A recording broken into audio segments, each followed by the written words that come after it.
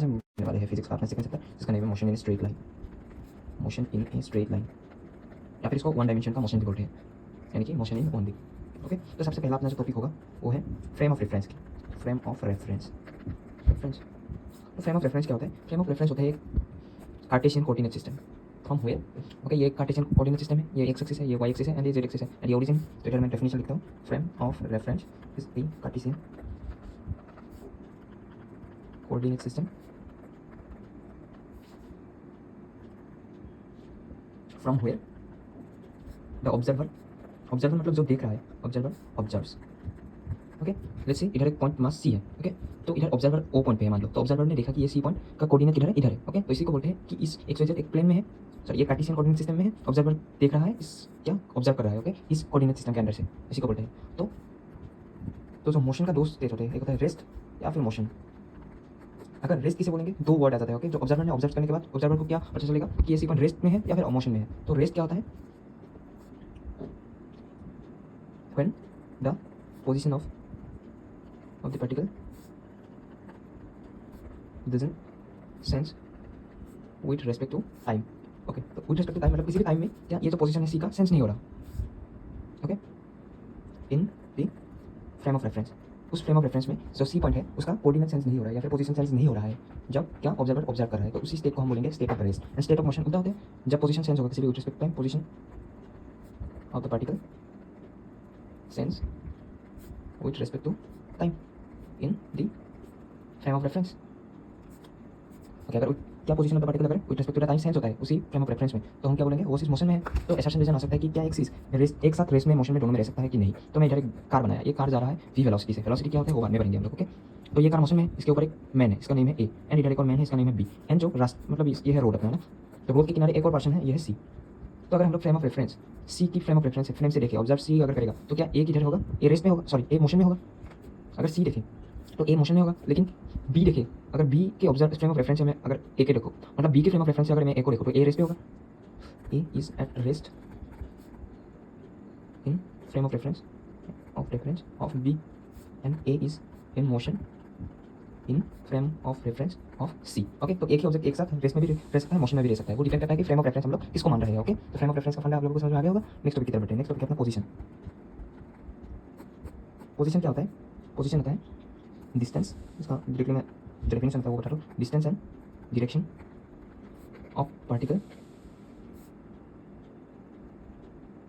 From origin in A Cartesian coordinate system.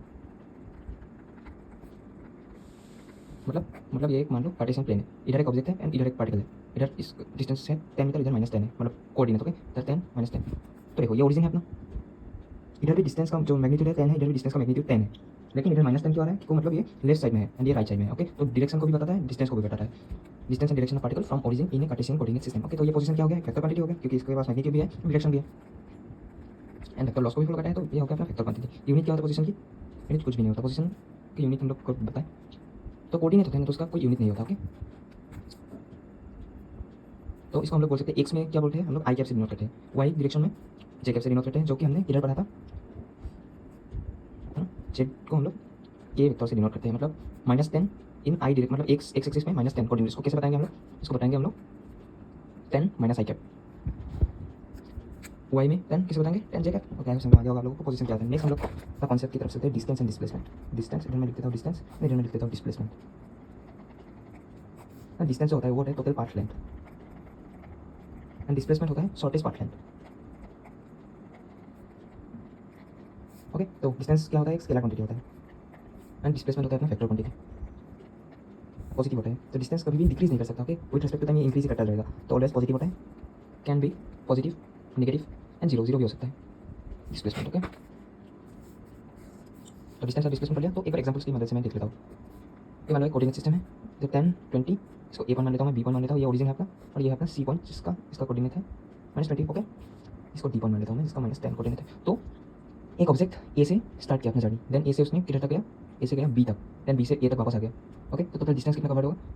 ए से B तक 20, then B से ए तक 10, तो टोटल डिस्टेंस होगा अपना डिस्टेंस 20 + 10 यानी कि 30 मीटर हो जाएगा ना। लेकिन डिस्प्लेसमेंट क्या होगा? देखो डिस्प्लेसमेंट का जो डेफिनेशन था वो क्या था? Shortest path length.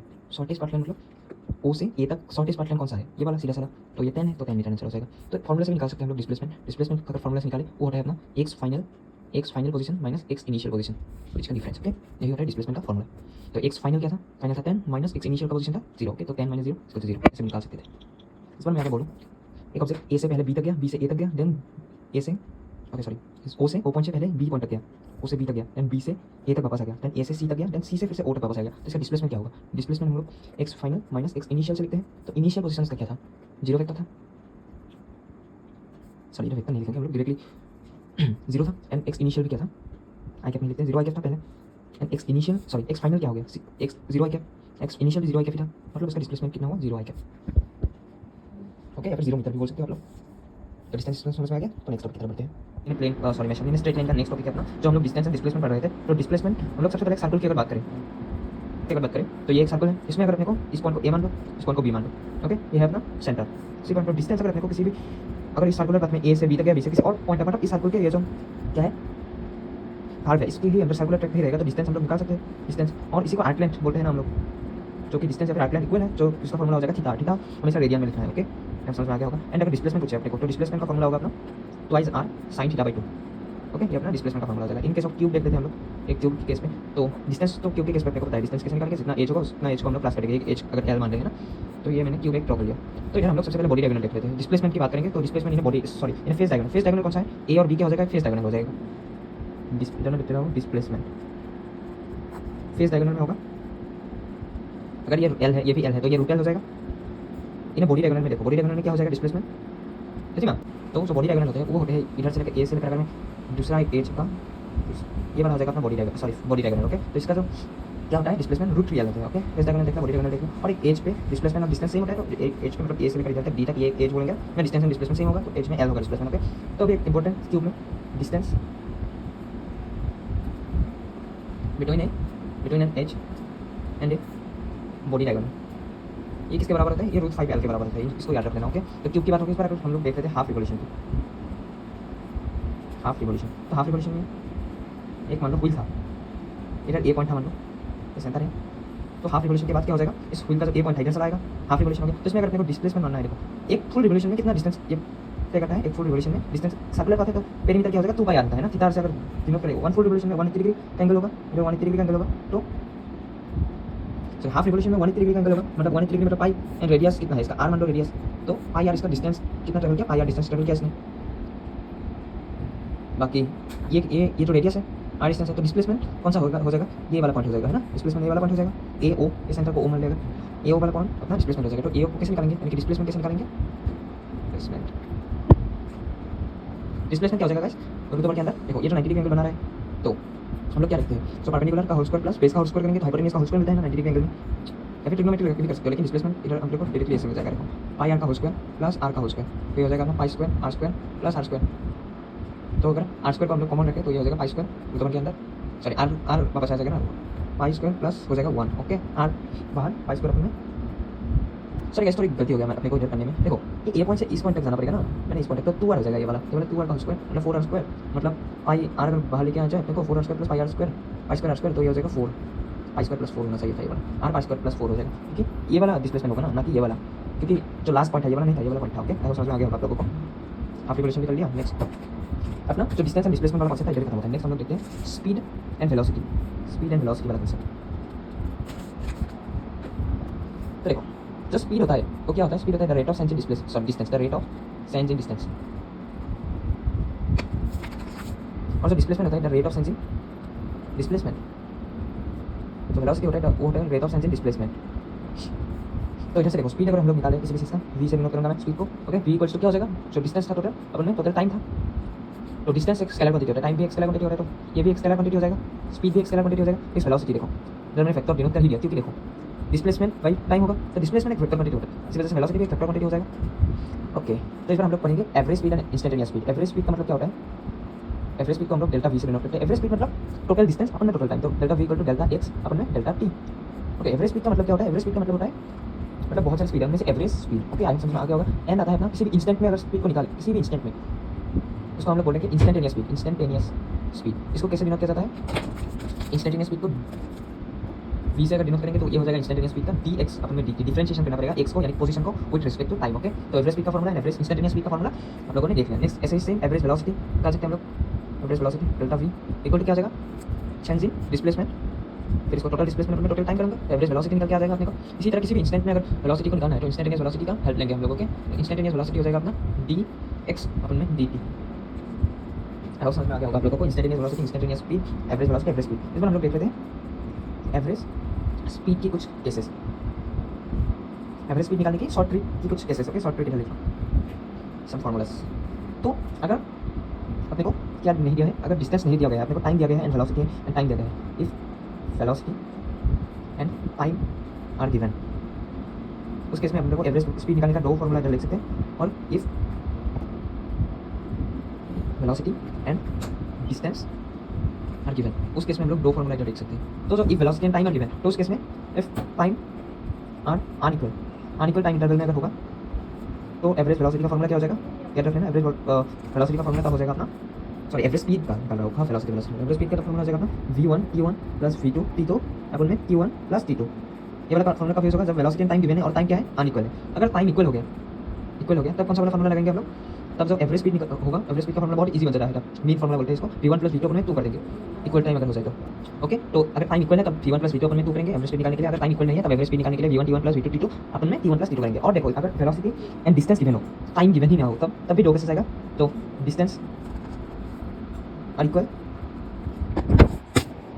Distance unequal, दो फार्मूला से आ जाएगा अनइक्वल। तो अनइक्वल का जो फार्मूला आ जाएगा अपना एवरेज स्पीड का वो आ जाएगा। अगर डिस्टेंस इक्वल नहीं है तब क्या फार्मूला आएगा, तब आ जाएगा अपना टोटल डिस्टेंस।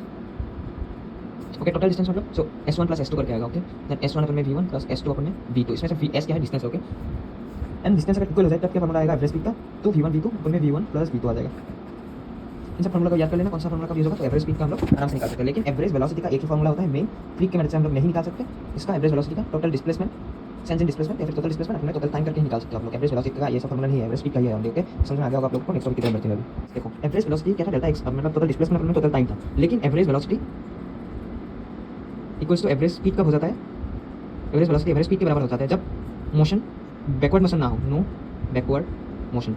अगर मोशन एक सीधे लाइन पे हो और ए पॉइंट से बी पॉइंट तक स्ट्रेट लाइन में गया, ओके, नो बैकवर्ड मोशन हो, तब एवरेज वेलोसिटी एवरेज स्पीड के बराबर हो जाएगा, क्योंकि तब टोटल डिस्प्लेसमेंट ही टोटल डिस्टेंस के बराबर हो जाएगा, है ना। तो तब हम लोग बैकवर्ड मोशन ना हो, तब हम लोग एवरेज स्पीड का जो फार्मूला हमने पढ़ा है, वेलोसिटी टाइम अगर दिया हो या फिर डिस्टेंस एंड टाइम दिया हो, तब हर एक ऐसा फार्मूला हम लोग एवरेज वेलोसिटी में भी लगा सकते हैं। ओके, ये छोटा सा पॉइंट था, हमने इधर बात कर दिया।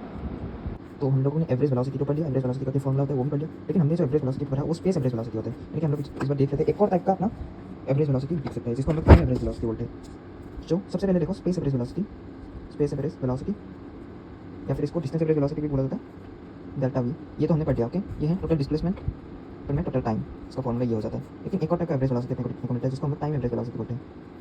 जो नॉर्मल एवरेज वेलोसिटी है वो हम लोग स्पेस एवरेज वेलोसिटी लेते हैं, लेकिन टाइम एवरेज वेलोसिटी में जो एवरेज वेलोसिटी हो जाता है वो हो जाता है initial position, initial velocity plus final velocity अपन में टोटल टाइम। ओके, ये हो जाता है अपना टाइम एवरेज वेलोसिटी का फॉर्मूला। तो जो ये भी इंपॉर्टेंट है कि इन दोनों के बीच का जो रेशियो है वो बहुत इंपॉर्टेंट है, वो पी में भी आया है। स्पेस एवरेज वेलोसिटी को मैं अगर इसको वी ए बोल दूँ, इसको मैं वी बी बोल दूँ, तो space average velocity is to the ratio time average velocity and space average velocity and time average velocity का जो रेशियो है वो है 4:3। तो उल्टा करके भी क्वेश्चन आ सकता है, time average velocity and space average velocity का रेशियो है तो 3:4 हो जाएगा। ओके, इस रिलेशन को याद रख लेना। नेक्स्ट हम लोग टॉपिक की तरफ बढ़ते हैं। हमने स्पीड एंड वेलोसिटी की बात कर लिया, इस बार एक्सीलरेशन की बात कर लेते हैं।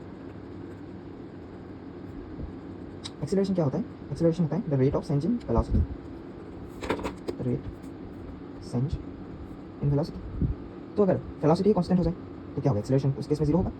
ओके, वेलोसिटी कांस्टेंट हो जाए, और ऐसे मोशन को हम लोग यूनिफॉर्म मोशन बोलते हैं, इसको बाद में करेंगे। ओके, एक्सीलरेशन कांस्टेंट हो गया तो क्या होगा, क्या कौन सा मोशन होगा, या वेलोसिटी कांस्टेंट हो गया तो कौन सा मोशन होगा, उसको बाद में करेंगे। सबसे पहले एक्सीलरेशन बोलो, तो एक्सीलरेशन जो है इसको स्मॉल ए से डिनोट किया जाता है। तो ये है अपना चेंज इन वेलोसिटी अपन में टोटल टाइम, ये है अपना फॉर्मूला। तो अगर आपको एवरेज एक्सीलरेशन निकालना है, एवरेज एक्सीलरेशन जिसको हम लोग डेल्टा ए से डिनोट करेंगे, तो ये हो जाएगा अपना चेंज इन वेलोसिटी अपन में change in time, total time फिर टोटल वेलोसिटी, यही होगा एवरेज एक्सीलरेशन निकालना है। एंड इंस्टेंटेनियस अगर एक्सीलरेशन निकालना है, देन देख लो एक्सीलरेशन भी क्या होता है, वेक्टर क्वांटिटी होता है, क्योंकि वेलोसिटी वेक्टर क्वांटिटी है, क्योंकि एक्सीलरेशन चेंज इन वेलोसिटी अपन में टोटल टाइम है, तो ये भी वेक्टर क्वांटिटी हो जाएगा। इंस्टेंटेनियस एक्सीलरेशन कैसे निकालेंगे, इंस्टेंटेनियस एक्सीलरेशन हम लोग अगर टाइम के विद रिस्पेक्ट टू टाइम निकालें तो ये हो जाता है dv/dt। एंड अगर दो टाइप से इंस्टेंटेनियस एक्सीलरेशन निकाल सकते हैं, इन विद रिस्पेक्ट टू अगर हम लोग विद रिस्पेक्ट टू हम लोग पोजीशन के रिस्पेक्ट में अगर करें तो यह आ जाएगा अपना velocity into dv/dx। Okay, v dv अपन में dx, और एक इंस्टेंटेनियस एक्सीलरेशन होगा dv अपन में dt। एवरेज एक्सीलरेशन हो जाता है total displacement, sorry change in velocity अपन में time, total time. Okay, acceleration की बात कर लिया हमने। तो गाइस एक मोशन में अगर वेलोसिटी कांस्टेंट हो जाए, वेलोसिटी अगर कांस्टेंट हो जाए, उस मोशन को हम लोग क्या बोलेंगे, यूनिफॉर्म मोशन बोलेंगे उस मोशन को, यूनिफॉर्म मोशन। और एक मोशन में अगर एक्सीलरेशन कांस्टेंट हो जाए, तब उस मोशन को हम लोग यूनिफॉर्मली एक्सीलरेटेड मोशन बोलते हैं, यूनिफॉर्मली एक्सीलरेटेड मोशन। ओके, तो वेलोसिटी कांस्टेंट है तब तो एक्सीलरेशन 0 ही होगा, तो एक्सीलरेशन की बात ही नहीं है। वेलोसिटी अगर वेरिएबल है लेकिन एक्सीलरेशन कांस्टेंट है, तब उसको यूनिफॉर्मली एक्सीलरेटेड मोशन बोलते हैं हम लोग। ओके ओके, फिर से वेलोसिटी कांस्टेंट का एक केस ले लेते हैं। अगर वेलोसिटी कांस्टेंट है तब देख लो, जो अपना एवरेज वेलोसिटी होगा एट एनी टाइम इंटरवल वो इक्वल होगा इंस्टेंटेनियस वेलोसिटी के, इंस्टेंटेनियस वेलोसिटी के at any instant. Velocity constant है मतलब हर एक टाइम इंस्टेंट में वेलोसिटी सेम है, मतलब एक टाइम इंस्टेंट में अगर मैं उस वेलोसिटी को ले लूँ तो एवरेज वेलोसिटी के बराबर ही तो आएगा ना, तो वही सिंपल सा कांसेप्ट है ना। देन देख लो, अगर अपने को इस तरीके से s इक्वल्स टू s मतलब displacement equals to 4t² 5t + 4, मतलब टाइम के रिस्पेक्ट पे एक वेरिएबल दे दिया तो ये सब डी एस होगा। अगर टी का कुछ भी वैल्यू दे दिया अपने को, 1 सेकंड दे दिया मान लो टी का, तो अगर मैं इधर पुट करूँगा तो s = 1 + 5 × 1 + 4, तो ये टोटल डिस्टेंस है, ये 4 + 5 + 4 13, ये जो 13 मीटर मेरे को डिस्टेंस आ गया, ये इन 1 second, okay, not in the first second. अब आपको समझ में आई ठीक नहीं आया होगा, ये जो टी होता है इन टी सेकंड होता है, जो डिस्टेंस है ये इन टी सेकंड है, नॉट इन टी सेकंड। मतलब अगर इधर t2 होता तो हम लोग 2 पुट करते तो टोटल डिस्टेंस जो आता वो जो मान लो 1 नंबर आ गया, तो वो 1 मीटर क्या टोटल 2 सेकंड में, नॉट कि वो 2 नंबर सेकंड में ही है। ओके, इंस्टेंटेनियस नहीं है, मतलब वो इंस्टेंटेनियस 2 सेकंड में नहीं, टोटल 2 सेकंड में, मतलब 1 सेकंड भी ऐड हो रहा है उसमें, 2 नंबर सेकंड भी ऐड हो रहा है, यानी कि in T second, not in T second. Okay, तो ये समझ गया आप लोगों ने। नेक्स्ट टॉपिक हम लोग देख लेते हैं। अगर एक्सीलरेशन इक्वल टू कांस्टेंट हो गया तो तब बहुत सारे फॉर्मूला यूज करते हैं। एक्सीलरेशन इक्वल टू कांस्टेंट है तब ये यूनिफॉर्मली एक्सीलरेटेड मोशन है, मोशन। ओके, तो यूनिफॉर्मली एक्सीलरेटेड मोशन में हम लोग बहुत सारे फॉर्मूला को यूज़ कर सकते हैं, तो उन सब फॉर्मूला को पढ़ते हैं। सबसे पहला हम जो फॉर्मूला यूज़ कर सकते हैं वो होता है s = ut + ½ at²। इसमें जो s होता है ये डिस्प्लेसमेंट को बताते हैं, नॉट कि डिस्टेंस को। ओके, दूसरा फॉर्मूला देख लेते हैं v = u + at। तीसरा फॉर्मूला v² - u² × 2 as, इसमें भी s डिस्प्लेसमेंट को बताते हैं ना कि डिस्टेंस को। इस बार हम लोग देख लेते हैं s nH, यानी कि displacement in nH second. Okay, जो मैंने बात किया था t सेकंड, इस बार है nH सेकंड, मतलब not in n second, in nH second, instantaneous, उस इंस्टेंटेनियस सेकंड में कितना डिस्प्लेसमेंट है उसका फॉर्मूला है u + a/2 twice n - 1, n है जिस सेकंड में। Okay, fifth mid point velocity निकालने का बेहतरीन सा फॉर्मूला है, मिड पॉइंट स्पीड हो या फिर मिड पॉइंट वेलोसिटी निकालने का, v1² + v2² divided by 2 whole root के अंदर। ओके, समझ में आ गया होगा, सब फॉर्मूला याद कर लेना, बहुत ही यूजफुल फॉर्मूला है ये। ओके, तो इस बार हम लोग पढ़ लेते हैं बेहतरीन सा केस, जो कि stopping distance in smooth plane, stopping distance in smooth plane. तो मान लो एक स्मूथ प्लेन है, मतलब इसमें फ्रिक्शन नहीं है। ओके, फ्रिक्शन अभी तक हमने पढ़ा भी नहीं है, तो इसमें फ्रिक्शन नहीं है। एक कार है इधर, जो कार है वो u स्पीड से जा रहा है एंड ये एक्सीलरेटेड हो रहा है a स्पीड से, सॉरी ये कार a एक्सीलरेशन से नहीं जा रहा। ओके, u स्पीड से पहला इनिशियल स्पीड u था, मतलब मैक्सिमम स्पीड मान लो u उसमें पॉइंट में आ गया, तो अभी इसको क्या करना है, इस कार को स्टॉप करना है। तो ये ब्रेक अप्लाई करेगा, जो ऑपोजिट डायरेक्शन में एक्सीलरेशन अप्लाई करेगा, ब्रेक मतलब ऑपोजिट डायरेक्शन में एक्सीलरेशन। ओके, तो ये ऑपोजिट डायरेक्शन में एक्सीलरेशन जब अप्लाई करेगा तो क्या होगा, ये कार कुछ डिस्टेंस बाद, ये कुछ डिस्टेंस बाद ऐसे रुक जाएगा, इसका वेलोसिटी क्या हो जाएगा, 0 हो जाएगा। तो वही अपने को डिस्टेंस निकालना है, तो कैसे निकालेंगे, तो इसका सीधा फॉर्मूला हम लोग कर लेंगे।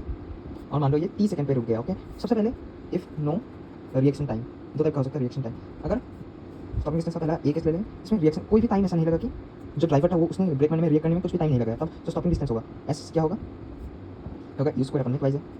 ओके, एंड जो स्टॉपिंग टाइम होगा वो होगा u अपन ने a।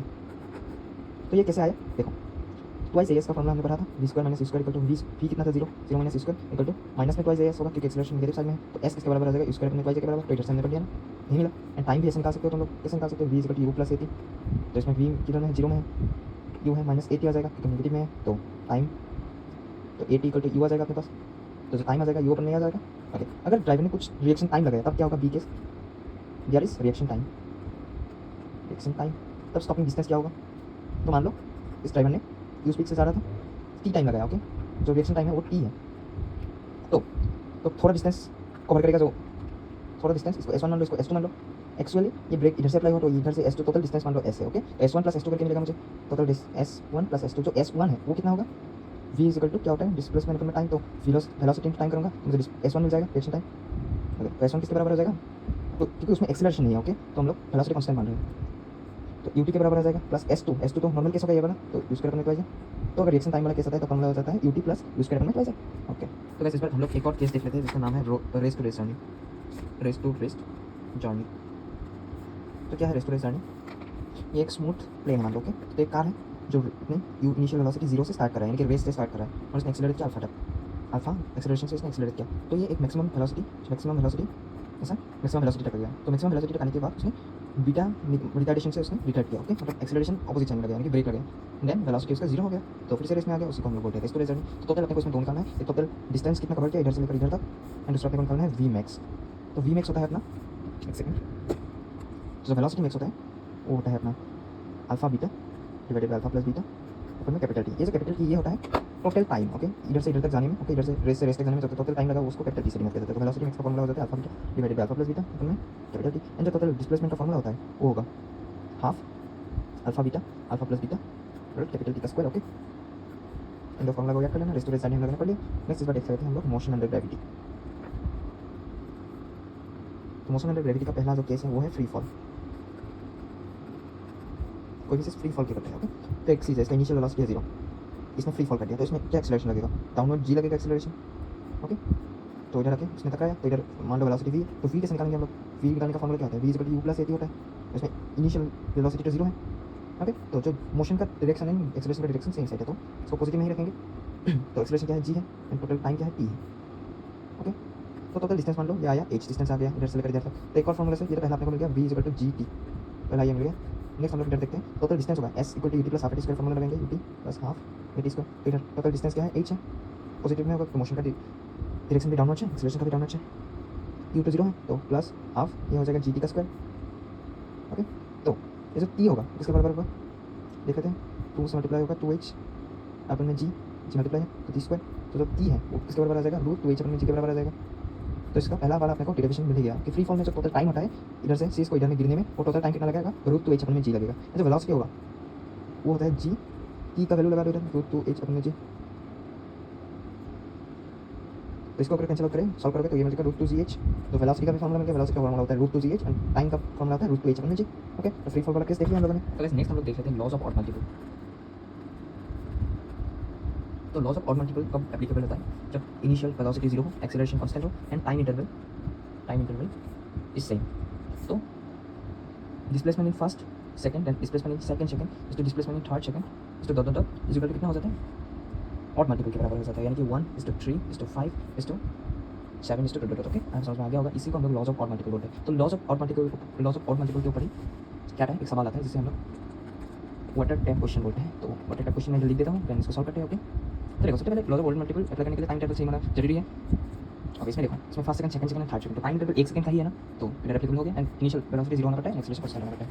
वाटर टैप क्वेश्चन इधर हम लोग देख लेते हैं जो लॉज ऑफ ऑड मल्टीपल के ऊपर आता है। तो इस क्वेश्चन देख सकते हो क्या है क्वेश्चन में, 4 drop of water is about to fall on the surface in constant time interval, okay. Constant time interval same है, तो हम लोग क्या लॉज ऑफ ऑड मल्टीपल लगा सकते हैं। देखते हैं next question, the distance between the surface and tap is 18 metre, का डायग्राम ड्रॉ कर लेता हूं मैं। तो ये कैसा है, वाटर टैप है, ओके। तो इधर से 4 drop is about to fall when the first drop is at the surface, okay. First drop इसमें है सरफेस, एंड जो टैप है एंड फर्स्ट और ग्राउंड के बीच में डिस्टेंस कितना है, 18 मीटर है। तो थर्ड ड्रॉप इधर होगा, कुछ सेकंड ड्रॉप इधर होगा। तो हमने को पूछा है जो third drop and first drop के बीच का डिस्टेंस कितना है वो पूछा है। तो इसमें हम लोग लॉज ऑफ ऑड मल्टीपल लगा सकते हैं, क्योंकि ये क्या है, ये एक फ्री फॉल वाला केस है, इसमें इनिशियल वेलोसिटी 0 है एंड नीचे कांस्टेंट जी लग रहा है, एंड क्या जो टाइम इंटरवल है वो भी सेम है, 4 second, third second, second second, first second, okay. First के टाइम इंटरवल सेम है, ओके। तो बोल ही गया क्वेश्चन में, तो हम लोग लगा सकते हैं। तो टोटल डिस्टेंस है, तो लॉज ऑफ ऑड मल्टीपल लगाएंगे तो देखो इसमें क्या हो जाएगा, 1 2 1 3 ड्रॉप का डिफरेंस है, S1 इसको मैं मान सकता हूँ, इसको मैं S2 मान सकता हूँ, इसको मैं S3 मान सकता हूँ। तो 1:3 मतलब ये S1x मानते तो x तो मुझे 3x मानना पड़ेगा, और ये अपने को 5x मानना पड़ेगा। तो देखो फिर 5 3 8 8 1 9, तो 9x इक्वल टू 18 मीटर होगा, तो क्या x इक्वल कितना मीटर होगा, 2 मीटर हो जाएगा। x इक्वल अगर 2 मीटर हो जाए तो इसमें इन दोनों के बीच में जो डिस्टेंस है वो टोटल 5x है। तो जो टोटल डिस्टेंस हो जाएगा फर्स्ट एंड थर्ड ड्रॉप के बीच में 3 + 5 8x, यानी कि 8 + 16 मीटर हो जाएगा आंसर अपना, ओके। आई होप समझ में आ गया होगा आप लोगों को। नेक्स्ट दूसरा हम लोग देख लेते हैं इधर, इस बार क्या इनिशियल वेलोसिटी 0 है, एक्सेलरेशन कांस्टेंट है, एंड जो इस पर डिस्प्लेसमेंट है, displacement are same, okay. Displacement इस पर सेम है, तो इस पर time interval t1:t2:t3 dot dot करेंगे तो क्या मिलेगा अपने को, मतलब इसका मतलब ये है कि हर एक सेकंड में क्या है, डिस्प्लेसमेंट सेम है, ओके। डिस्प्लेसमेंट सेम है तो हर सेकंड क्या कम होता जाएगा, तो पहला वाला होगा 1:1 - √2 सॉरी √2 - 1 इस तो √3 - √2 तब इस तरीके से चला जाएगा। एंड एक और देख लो, यू इनिशियल वेलोसिटी 0 है, एक्सेलरेशन कांस्टेंट है, तब displacement in first, displacement in second होता है, लेकिन s इन 1 सेकंड तो s इन 2 सेकंड, s इन 3 सेकंड डॉट क्या होगा, 1:4:9 डॉट ऐसा होगा, ओके। यहाँ समझ आ गया होगा। नेक्स्ट टॉपिक की तरफ बैठे हैं। तो वैसे हम लोग पढ़ रहे थे मोशन इन स्ट्रेट लाइन, तो मोशन इन स्ट्रेट लाइन का मोशन अंडर ग्रेविटी का टॉपिक पढ़ रहे थे, तो हमने फ्री फॉल पढ़ रहा था, फ्री फॉल तो पढ़ लिया था, ओके। तो दूसरा हम लोग पढ़ेंगे मोशन अंडर ग्रेविटी का टॉपिक। दूसरा मोशन अंडर ग्रेविटी में क्या हो सकता है, प्रोजेक्टेड अपवर्ड हो सकते हैं, ओके, प्रोजेक्टेड अपवर्ड वर्टिकली। अगर किसी भी चीज़ को हम लोग वर्टिकली अपवर्ड प्रोजेक्ट कर दें क्या होगा इसमें देखिए, अगर हमने यू वेलोसिटी से इसको अपवर्ड प्रोजेक्ट किया इस तरीके से तो ये कुछ मैक्सिमम हाइट एच तक जाएगा। इस मैक्सिमम हाइट में इसका जो वेलोसिटी होगा v किसके बराबर हो जाएगा, 0 के बराबर हो जाएगा। एंड नेक्स्ट ये आके इसमें टकराएगा नीचे कुछ सो मान लो v डैश मान लो, क्या हाइट में v डैश 0, तो इसको v मान लेते हैं। u एंड v का वैल्यू बराबर होता है, साइन अपोजिट होगा लेकिन u एंड v का जो वैल्यू होता है मैग्नीट्यूड वो सेम होगा। ओके, तो now time to reach the top, time to ascend और टाइम टू डिसेंड कितना लगेगा, तो लिख देता हूँ टाइम टू असेंड और टाइम टू डिसेंड। सबसे पहले हम लोग डायरेक्टली मैं वही बता देता हूँ, देन हम लोग कैसे इसको निकालें। u/g होता है। ओके, इसको कैसे निकाला वो मैं दिखा रहा हूँ। देखिए टॉप मोस्ट पॉइंट पे एसएन का निकाल रहे हैं। ओके, एसएन में टॉप मोस्ट पॉइंट पे 0 है वेलोसिटी, पहले u है, फाइनल वेलोसिटी 0 है, तो v u + निकाला, नीचे g एक्सेलरेशन लग रहा है। ओके, तो v u + u + अगर लगाएंगे तो v कितना है, 0 है, u कितना है, u के बराबर है माइनस gt आ जाएगा, तो u = gt के बराबर हो जाएगा, तो t आएगा ना u/g आ जाएगा। तो अगर टोटल फ्लाइट टाइम निकालना है, टोटल फ्लाइट टाइम तो कैपिटल सी से डिनोट करेंगे, total time of flight. Total time of flight मतलब डिसेंड में कितना, जितना डिसेंड का टाइम, एसेंड का टाइम प्लस डिसेंड का टाइम। ओके, अगर टी से लिखा जाता है तो ये अपना एसेंड एक एसेंड या फिर एक डिसेंड में u/g लगता है, तो 2t हो जाएगा, 2 स्मॉल टी के बराबर हो जाएगा, 2 इंटू क्या हो जाएगा u/g, यानी कि 2u/g capital T. Total time of flight का फॉर्मूला होता है 2u/g and time of ascend का फॉर्मूला होता है u/g। देन मैक्सिमम हीट का अगर फॉर्मूला मैं निकालूँ, मैक्सिमम हीट का जो फॉर्मूला होता है h होता है u² अपन में 2g। कैसे आता है इसको भी देख लेते हैं हम लोग। ये टॉप मोस्ट पॉइंट हीट तक गया, इसमें फाइनल वेलोसिटी 0 है, इनिशियल वेलोसिटी u है, तो v² अपन में u² लगा सकता हूँ, v² माइनस u² 2as। इसमें v² कितना है, 0 है, माइनस u² हो जाएगा and minus 2 acceleration minus zeta, इसलिए माइनस दे दिया, माइनस साइन दे दिया आपने। एंड s टोटल डिस्टेंस कितना है, h s मैक्स, u² अपन में 2g आ जाएगा, minus minus cancel equal to h max, तो इधर से डिराइव हो गया h मैक्स, तो u² अपन में 2g। डेरिवेशन नहीं सही है, फिर भी हम लोगों ने बता दिया। ओके, तो मोशन एंड ग्रेविटी का एक और मोशन प्रोजेक्टेड अपवर्ड, ये केस था, ये केस हम लोगों ने पढ़ लिया। नेक्स्ट इस बार पढ़ते हैं हम लोग रिलेटिव मोशन इन ओनली, पढ़ते हैं relative motion in only.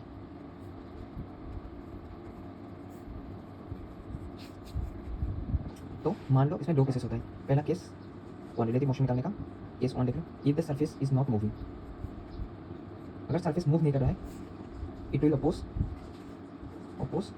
Vectors. Okay, vectors के रूल को अपोज करेगा, कैसे देख लो, ये सरफेस है, एक रोड, ये मूव नहीं कर रहा है रोड, ओके, एक कार है जो कि v1 स्पीड से जा रहा है, b एक कार है, ये है, ये b कार है, ये v2 स्पीड से जा रहा है। अगर वेक्टर के रूल से v अगर रिलेटिव अपने को पता चलता है, अगर वेक्टर के रूल को फॉलो करता है तो v1 + v2 हो जाएगा, हो जाता, क्योंकि क्या है इनके बीच का एंगल है 0 डिग्री, इसी वजह से क्रॉस हो जाता। लेकिन ये अपोज वेक्टर्स मतलब वेक्टर्स को अपोज करेगा, तो v रिलेटिव क्या आ जाएगा इस केस में, v1 - v2 आ जाएगा। ओके, एंड नेक्स्ट इस केस में देखो, ये एक कार है जो कि v1 स्पीड से आ रहा है, नेक्स्ट b एक कार है जो कि v2 स्पीड से जा रहा है। नेक्स्ट इसमें v रिलेटिव क्या हो जाएगा, ये रोड मूव नहीं कर रहा है, तो ये हो जाएगा v1 + v2। ऐसे तो अगर दोनों में इसका एंगल 180 डिग्री है, ऐसे तो वेक्टर को फॉलो करता है तो क्या होना चाहिए था, दोनों v1 - v2 होना चाहिए था, लेकिन v1 + v2 होता है, वेक्टर को अपोज करता है। ओके, नेक्स्ट केस 2 देख लेते हैं। If the surface is moving, अगर सरफेस मूव कर रहा हो ओके, तब क्या होगा, एक सेकंड, तब इट विल फॉलो वेक्टर तो के एडिशन रूल को फॉलो करेगा। तो एक कार है, ये मान लो इस बार जा रहा है v1 स्पीड से, और कार है b जो कि v2 स्पीड से जा रहा है, फिर रिलेटिव क्या हो जाएगा, रिलेटिव हो जाएगा v1 + v2। ऐसे अगर ये मूव नहीं करता ये सरफेस, देन ये v1 - v2 हो जाता। ओके, ये v1 स्पीड से आ रहा है और b का v2 स्पीड से आ रहा है, वेक्टर को फॉलो करेगा, मतलब v रिलेटिव क्या हो जाएगा, ये मूव कर रहा है सरफेस, v1 - v2 हो जाएगा। आई होप समझ में आ गया होगा आप लोगों को अच्छे से। रिलेटिव मोशन आसान तरीके से समझा दिया हम लोगों ने। इसमें एक क्वेश्चन आता है क्रॉसिंग टाइम का। क्रॉसिंग टाइम क्या होता है वो देख लो। क्रॉसिंग टाइम होता है, नीचे होता है v रिलेटिव एंड ऊपर होता है L1, किसी को अगर लेंथ दिया होगा तो total distance plus L2, and अगर लेंथ नहीं दिया गया होगा कोई सभी वेहिकल का, डायरेक्टली डिस्टेंस लिख देना था, लेंथ 1 0 लेंथ 2 0 कर देना। ट्रेन दिया होगा स्पेसिफिक बास, इसका लेंथ दिया होगा, इसमें L1 L2 करना है। तो क्रॉसिंग टाइम का फॉर्मूला होता है L1 + g + L2 में v रिलेटिव। ओके, तो रिलेटिव मोशन इन ओनली इतना ही था। एक रिलेटिव मोशन इन ओनली का रिलेटिव वेलोसिटी बास एंड साइक्लिस्ट प्रॉब्लम आता है। ओके, ये नीट 2025 में आया था, रिलेटिव वेलोसिटी साइक्लिस्ट एंड बास प्रॉब्लम, बास and cycle problem in relative velocity. कैसा है, दो सिटी है। ओके, ये x है, ये y है, तो ये x एक सिटी है, ये y एक सिटी है। इन दोनों सिटी के बीच में एक बंदा साइकिलिंग कर रहा है। ओके, ये साइकिलिंग कर रहा है u स्पीड से अपना, और ये जो सिटी के बीच में एक बस सर्विस चलता है। ओके, तो इधर की तरफ v स्पीड से चलता है बस, और फिर से v स्पीड से इधर, फिर से v स्पीड से x से y तक जाता है, y से फिर x तक वापस आता है। ये साइकिलिस्ट ने क्या देखा, ऐसे तो ये बस कितने टाइम के अंतर पे जाता है, कितने टाइम के डिफरेंस में जाता है, t टाइम के डिफरेंस में जाता है जनरली। ओके, आता भी है टी टाइम के डिफरेंस में, लेकिन इसने क्या देखा, जब ये इस तरफ जा रहा था, इस तरफ जाने वाला बस t1 टाइम पे इसको क्रॉस कर रहा था, एवरी t1 टाइम में एक बस इसने इधर की तरफ उसको क्रॉस करके जा रहा था, और आने वाला जो बस था वो t2 टाइम पे इधर की तरफ क्रॉस कर रहा था। तो अभी अपने को बताना है कि टोटल टाइम कितना है t। ओके, टोटल टाइम मतलब क्या समझा लोगों, टोटल टाइम मतलब ये है नॉर्मल जो टाइम इंटरवल है एवरी बस का जाने का आने का। ये तो रिलेटिव, इसके रिलेटिव ये t1 एंड ये t2 स्पीड है। ओके, आई समझ में आ गया होगा। तो जो कैपिटल टी होगा अपना difference, time difference between each bus will be 2 small t1 t2 अपन में q1 plus t2, okay. And v and जो t1 बाई t2 ये हो जाएगा अपना v प्लस u में v माइनस u। तो फॉर्मूला को याद कर लेना, जैसे ये वाला प्रॉब्लम भी सॉल्व हो जाएगा, ओके। इस बार एक और प्रॉब्लम देख लेते हैं हम लोग। तो रिलेटिव वेलोसिटी खत्म हो गया, ओके। इस बार हम लोग देखेंगे एक और बेहतरीन सा प्रॉब्लम जिसे जगलर प्रॉब्लम बोलते हैं। जगलर मतलब ऐसे बहुत सारी जो चीज़ें होती हैं ऊपर फेंकने को, ओके। तो हम लोगों ने क्या किया, कुछ बॉल को ऐसे वर्टिकली अपवर्ड प्रोजेक्ट किया, तो वर्टिकली अपवर्ड प्रोजेक्ट किया, तो ये वर्टिकली अपवर्ड प्रोजेक्ट करने की केस हो गया। लेकिन हम लोगों ने क्या किया, जो ये जो बॉल को हम लोगों ने अपवर्ड प्रोजेक्ट किया, उसको हम लोगों ने एक टाइम इंटरवल टी के इंटरवल में फेंका, ओके। और इन बॉल को हम लोग क्या कर रहे हैं, बैलेंस कर रहे हैं। तो जो टाइम ऑफ फ्लाइट होता है इस केस में, टाइम ऑफ फ्लाइट इसके बराबर होता है, ये होता है डेल्टा टी, यानी कि हर एक टाइम फेंकने की interval into number balls in air, number of balls in air. Time of flight होता है, इसको पहले बॉल को स्पीड से फेंका था, तो यू मान लो टाइम ऑफ फ्लाइट तो पढ़ा है हमने अपवर्ड वर्टिकली अपवर्ड वाले मोशन इन अंडर ग्रेविटी के केस में, तो ये होता है 2u/g plus two delta T into number of balls in air के बराबर हो जाएगा। इधर से अगर अपने को पूछे तो ये रिलेशन अच्छे से याद रख लेना। देन हम लोगों को अगर पूछे कि ये जो जगलर होगा वो मैक्सिमम कितना हाइट तक जा सकता है, तो एच मैक्स का फॉर्मूला क्या होता है, मोशन वर्टिकली अपवर्ड मोशन में ये होता है u² अपन में 2g, ओके। इस फॉर्मूले से पुट कर सकते हैं, u का वैल्यू इधर से निकाल लेंगे, देन इस फॉर्मूले में पुट करेंगे, तो जगलर प्रॉब्लम भी हो गया। अभी कुछ बेसिक्स ग्राफ है, उसके बाद चैप्टर अपना खत्म हो जाएगा, ओके। तो बेसिक्स ग्राफ में इधर लिख देता हूँ, basic graphs in motion in only. तो पहला वाला ग्राफ होता है अपने पास, वो आएगा x T graph, x versus T graph. एक ग्राफ कुछ इस तरीके से बनेगा, टाइम मान लो इसे एक्स मान लो, एक्स क्या होता है, ये डिस्प्लेसमेंट को बताता है, एंड टाइम किसको बताता है, टाइम को बताएगा, ओके। इसका जो स्लोप होता है, स्लोप किसे बताता है अपने को, एक्स टी ग्राफ का स्लोप ये बताता है अपने को वेलोसिटी के बारे में, कि देखो वेलोसिटी इज इक्वल टू क्या था, dx बाई dt था, okay. Velocity is equal to dx by dt था, तो मतलब इसका स्लोप क्या बताएगा, वेलोसिटी को। लेकिन इसका एरिया कुछ भी नहीं बताता, ओके। एरिया कुछ भी नहीं बताता, इस ग्राफ के अंदर का एरिया कुछ भी नहीं बताता। नेक्स्ट ग्राफ की तरफ चलते, नेक्स्ट ग्राफ हो जाएगा velocity versus time graph.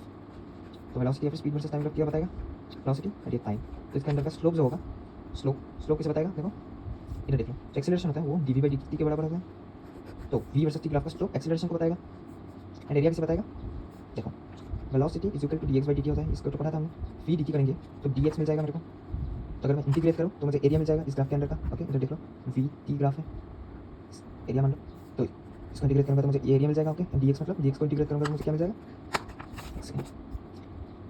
Area minus area, total distance या फिर टोटल डिस्प्लेसमेंट मिल जाएगा मुझे। टोटल एरिया निकालेंगे तो टोटल डिस्टेंस और डिस्प्लेसमेंट, क्योंकि 0 से लेकर x तक करूँगा तो x से मिल जाएगा, 0 से ओके। x क्या होता है, डिस्प्लेसमेंट या डिस्टेंस होता है ना। नेक्स्ट ग्राफ हम लोग देख लेते हैं वेलोसिटी वर्सेस टाइम के बाद acceleration versus time graph. Acceleration time graph का जो स्लोप है वो कुछ नहीं बताता है, इधर एरिया में लिख देता हूँ मैं, डिस्प्लेसमेंट और डिस्टेंस। जो स्लोप होता है एक्सीलरेशन वर्सेस टाइम ग्राफ को कुछ नहीं बताता, लेकिन एरिया क्या बताता है वो देख लो। जो एक्सीलरेशन था वो किसके बराबर था, dv बाई dt था, तो acceleration into dt equal to dv के बराबर था, तो इंटीग्रेट करेंगे तो मुझे क्या मिल जाएगा, u से लेकर v तक इंटीग्रेट करूँगा, और ये तो एरिया मिल जाएगा, ये एक्सीलरेशन टाइम ग्राफ का, ये मान लो एरिया मिल गया मुझे, एरिया इक्वल्स टू क्या होगा, final minus initial v minus u। तो एरिया मुझे मिलता है जो वेलोसिटी डेल्टा v के बराबर मिलता है, या फिर सेंस इन वेलोसिटी के बराबर मिलता है मुझे, sense in velocity v minus u के बराबर मिलता है मुझे, okay. Acceleration versus time graph एक और टाइप का ग्राफ होता है जिसे हम लोग बोलते हैं वेलोसिटी वर्सेस डिस्प्लेसमेंट ग्राफ। ये ग्राफ कैसा होता है देख लो, वेलोसिटी डिस्प्लेसमेंट। तो एक और जो फॉर्मूला था एक्सीलरेशन का वो क्या था, acceleration equal to v dv अपन में dx था, ये वाला फॉर्मूला था। तो ये था, ये अगर मुझे निकालूँ d, इसका स्लोप निकालूँ मैं, इसका जो स्लोप होगा उसको अगर मैं वेलोसिटी से मल्टीप्लाई करूँ तो एक्सीलरेशन मुझे मिल जाएगा। तो एक्सीलरेशन इक्वल टू एक और फॉर्मूला में जिसका velocity into slope of vx graph, okay. तो इधर अपना चैप्टर खत्म होता है, ओके। तो मोशन इन स्ट्रेट लाइन हम लोगों ने अच्छे से कर लिया। नेक्स्ट को सॉल्व कर लेना और चैप्टर कंप्लीट हो जाएगा। Thank you very much.